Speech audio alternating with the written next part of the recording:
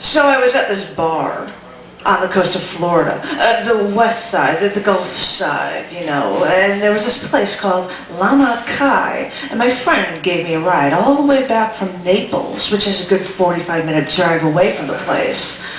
So we sat in this sitting area. It was actually at the bar, and it was actually half indoors and half on the beach. And all these old men started staring at my friend's chest.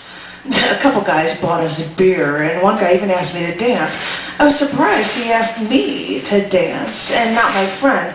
Men were usually more attracted to her. But the guys were jerks. Anyway, one looked like a Marine with a haircut and must have been high on something, and one looked like he decided to forego hygiene, and another was twice my age. It's not as if I was trying to pick up men at bars anyway. So after a while, I couldn't stand being at the bar next to the reggae band that was playing.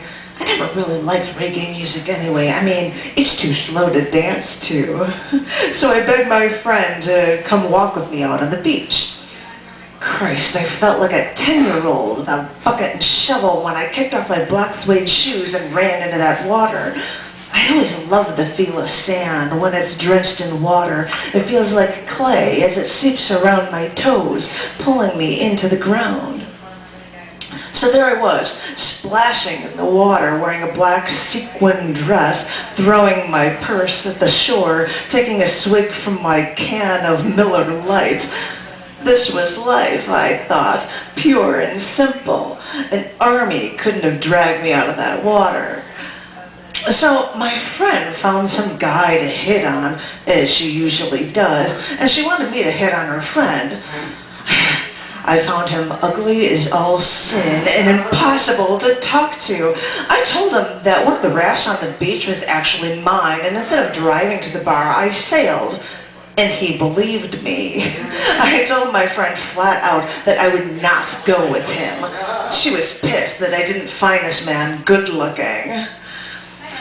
So then he strolled up from the bar to the beach, an intriguing stranger, and he walked right up next to me. He stood in the water, still wearing his shoes and long pants, seeming to know that I needed to be saved by a knight in shining armor.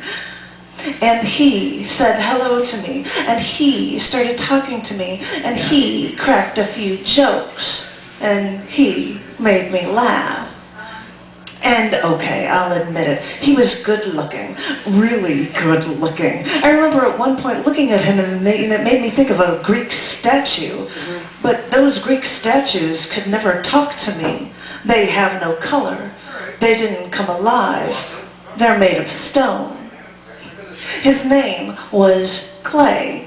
And when we talked, he talked and he crept into my pores the way sand made its way between my toes. His voice tunneled through me, boring me hollow, making me anxiously awake to be filled with more and more of his words. My friend disappeared with her newfound monosyllabic lover for hours, long after the bar had closed, leaving me stranded. There I was, 45 miles north of my home at 2:20 in the morning with no mode of transportation. It could have been worse. I could have been somewhere other than on a beach. I could have been sober, and I might not have had a knight in shining armor named Clay to save me. And as he drove me home, an hour and a half out of his way, I couldn't help but run my fingers through his hair. It was an uncontrollable impulse, like the urge to drag your fingers deep into the wet sand. I told him that I was just trying to keep him awake for the drive. It's almost better if I never see him again. Then I can always think of him this way.